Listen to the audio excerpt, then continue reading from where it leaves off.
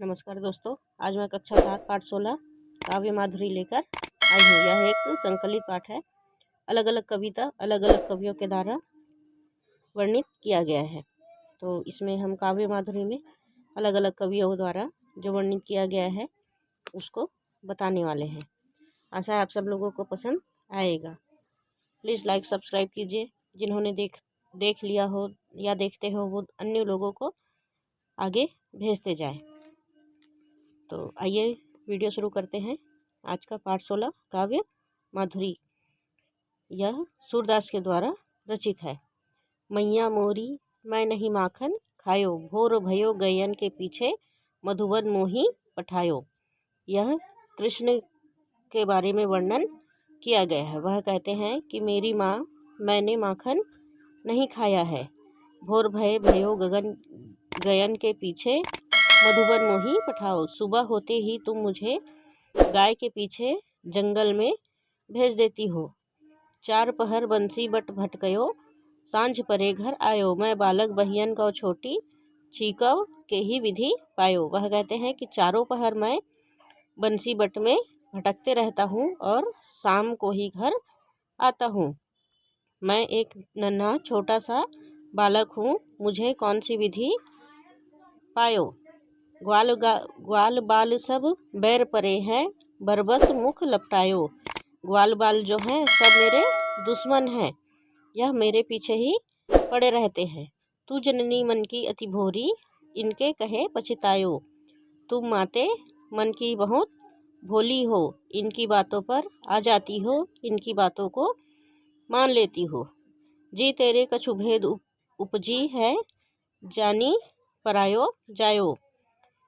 इनके अंदर कुछ भेद उपज है जो तुम पराये लोगों को जानती हो और मुझे नहीं। यह लै अपनी लकूटी कमरिया बहुत ही नाच नचायो। ये लो अपनी लकड़ी और इससे तुमने मुझे बहुत नाच नचाया है। सूरदास तब बिन सही जसोदा ले उरकंठ लगायो। तब सूरदास जी कहते हैं कि कृष्ण जी की बातों को सुनकर यशोदा माता जो है मुस्कान भरते हुए कृष्ण जी को अपने गले से लगा लेती है। यह सूरदास जी द्वारा रचित है। बैठी सगुन मनावत माता, अब अयह मेरे लाल कुशल घर, कहू काग फुरी बाता। अगला वाला कविता है। बैठी सगुन मनावत माता, कब आही मेरे लाल कुशल घर, कहू फाग फुती बाता।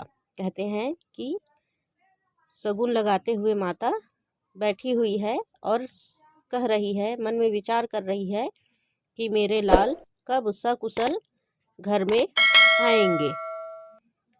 दूध भात की दोनी दह है, सोने चोंच मढ़ाव है। दूध भात का दोना जो है वह रखा हुआ है, सोने की चोंच के साथ मढ़ा अर्थात रखा है। जब सिय सहित बिलोकी नयन भरी, राम लखन उर लय हो। जब सिया राम जो है राम लखन सहित बिलोकी नयन याद करते हुए उनके नयन जो है भर आते हैं। अवधि समीप जानी जननी जी, अति आतुर अकुलानी। जब उनको पता चलता है कि उनके आने की समय समीप आ गई है, करीब आ गई है, तो वह और भी व्याकुल हो जाती है। गनक बुलाई पाए परी, पूछती प्रेम मगन मृदुबानी। गनक पास में आते हैं, प्रणाम करते हैं और प्रेम से और मधुरवाणी से पूछते हैं। ते ही अवसर को भरत निकट ते समाचार ले आए। ते ही अवसर अर्थात भरत जब उनसे मिलने गए थे तो मृदुबानी विनम्र भाव से पूछती है कि क्या कोई समाचार लेकर आए हो। प्रभु आगमन सुनत तुलसी, मनो मीन मरत जल पायो। जब यह तुलसीदास जी कहते हैं कि जब सुनते हैं कि प्रभु आने वाले हैं, तब ऐसा लगता है जैसे मरते हुए मछली को जल मिल गया हो। यह रचना तुलसीदास के द्वारा रचा गया है।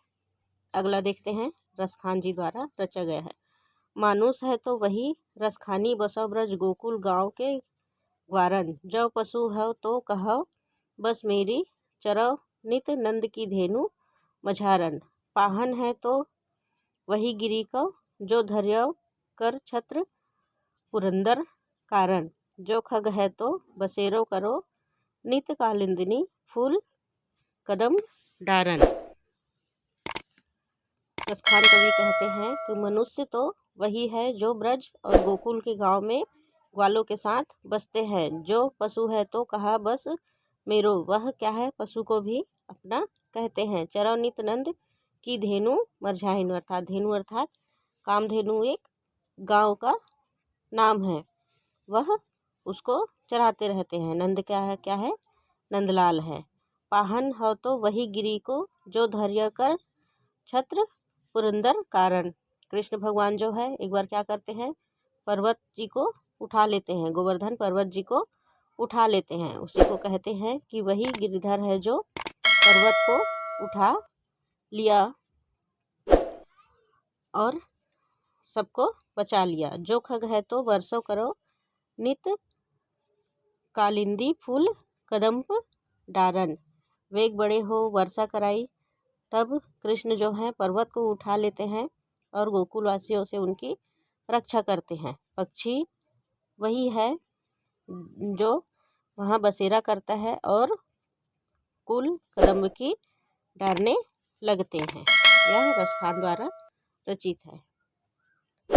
हमार का करौ हंसी लोग, मन मोर लागे सतगुरु से भला होए के खोट।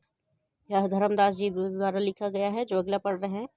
हमार का करौ हंसी लोग, वह बोलते हैं कि हमारे हंसी का क्या करते हैं लोग। मन तो मेरा सतगुरु में ही लगा रहता है, जब से सतगुरु ज्ञान दए हैं चले न केहू के जोर। जब से सतगुरु का ज्ञान मुझे प्राप्त हुआ है, किसी का जोर नहीं चलता है। मात रिसाई पित रिसाई, रिसाए बटोहिया लोग। मेरे माता और पिता जो है मुझसे नाराज हो गए हैं और बटोहिया लोग भी मुझसे नाराज हो गए हैं। ज्ञान खड़ग त्रिगुण का मारो, 5-25 चोर। ज्ञान खड़ग जो है त्रिगुण को मार देते हैं और 5-25 जो है चोर के समान होता है। अब तो मोही ऐसन बन आए, सतगुरु रचे संजोग। अब तो मुझे ऐसा लगता है कि सतगुरु ने ही सारा संजोग बनाया अर्थात रचा हुआ है। आवत साथ बहुत सुख लागै, जात बियापे रोग।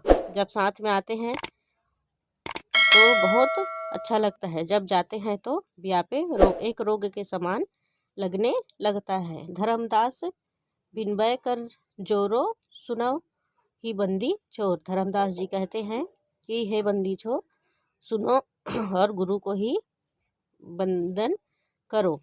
जाके पद त्रैलोक से न्यारा, सो साहब कस होए। वह कहते हैं जिनका पद क्या है लोक से भी न्यारा है, वह किसके समान है, साहब ही हो सकता है। यह था धर्मदास द्वारा रचित कविता।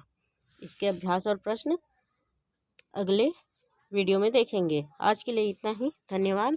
जय हिंद।